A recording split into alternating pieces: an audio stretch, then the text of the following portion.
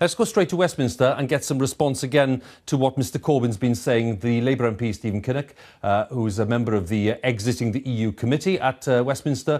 Mr Kinnock, thanks for coming in. And I'm just wondering at the moment what you make of this phrase, a bespoke customs union. What's your understanding of bespoke in this context?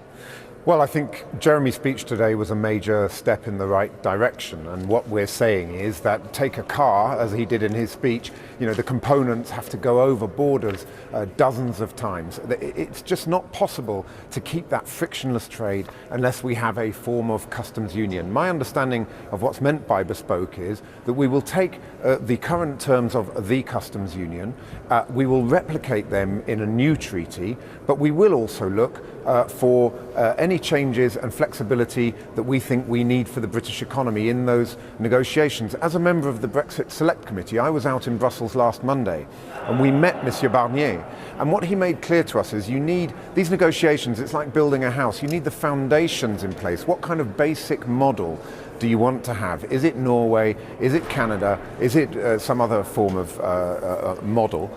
And then you start to decide what kind of door or window or roof you want to put on the house. The problem with the Conservative government is they haven't even got to the basic foundations of the house. And what's really good about Jeremy's speech today is we're recognising we need, to some extent, an off-the-shelf model, and then we start to build and flex and nuance that model to suit the British economy.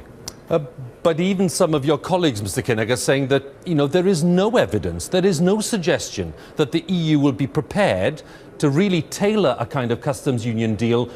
You can call it bespoke, you can call it what you like. What evidence is there that they will be flexible enough to do that? Well, the evidence is all of the free trade deals they've done around the world, and also the European Economic Area. In fact, the deal that Norway has, there's no European Court of Justice jurisdiction. They have the ability to pull an emergency brake on free movement of labour, no common agricultural policy, no common fisheries policy, no commitment to the ever closer union. It's in essence back to the common market days.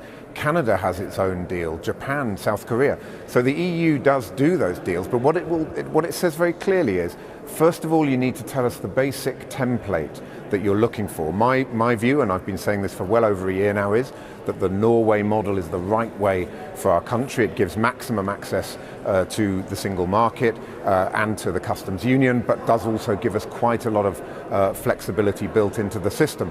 But it's a well understood, well established international treaty, and that's what business in this country is desperately crying out for. And I think the people of the country are as well. They just want us to get on with it.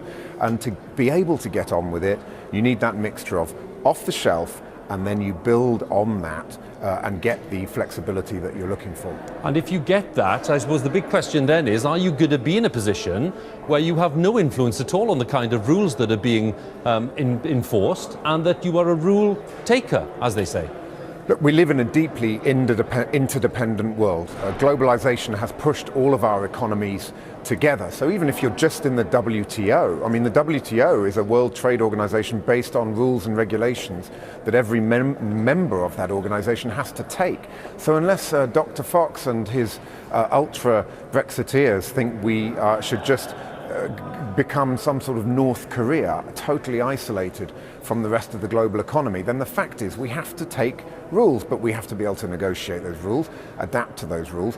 A platform like the European Economic Area does actually, with many joint committees, with the EEA Joint Committee, the Surveillance Authority, it does actually give you a voice at the table to shape regulations and to shape the future of our country so that we leave the European Union, but we do so in a way that doesn't wreck the British economy and destroy thousands and thousands of jobs. In the past, Mr Kinnock, you've been very critical of the approach that Mr Corbyn's taken specifically in this EU area. Are you saying today that you are now pretty happy with the approach he's taking?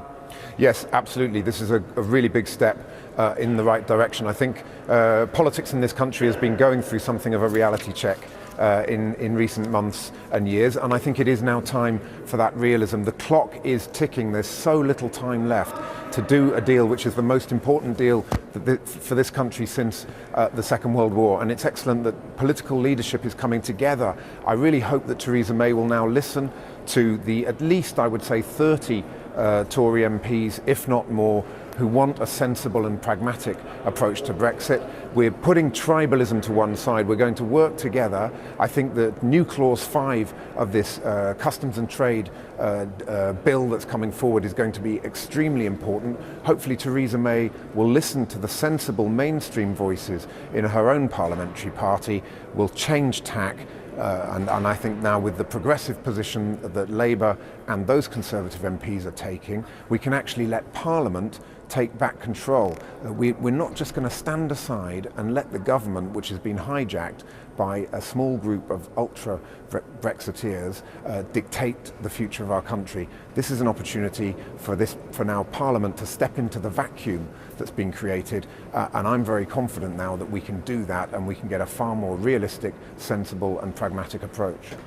Mr Kinnock, good of you to join us. Thank you very much. Thank you very much. Stephen Kinnock, the Labour MP for Aberavon there.